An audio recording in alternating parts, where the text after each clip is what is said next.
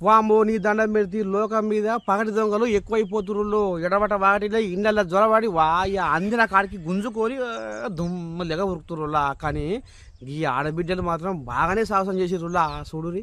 ఇక నిన్నయాల చిన్నపిల్లల కిడ్నాపర్లు షెడ్డీ గ్యాంగులు తిరుగుతుర్రు. చాలా జాగ్రత్తగా ఉండాలని ఇంత మునిపే మస్తుగా చెప్పుకున్నాం.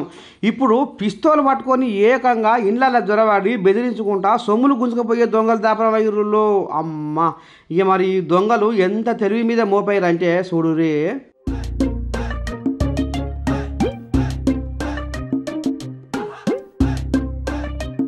హబ్బరకొండ చూసినారులా ఎంతల దొంగలు ఎంత పని చేసిరో. ఏకంగా ఇంట్లో జ్వరబడి ఆడిపోరగాల మెడల మీద బంగారు గొలుసులు గుంజుకొని మా పోయిండులా. పాపం ఇద్దరు ఆడబిడ్డలు బాగానే తండాడిరు కానీ సొమ్ములు గుంజుకొని దులుపరించుకొని మా ఉరుకుతుండులా ఈ దగులుబాజీ దొంగ బద్మాష్ గాడు. ఈ దొంగ పీటిక మీకయ్యా.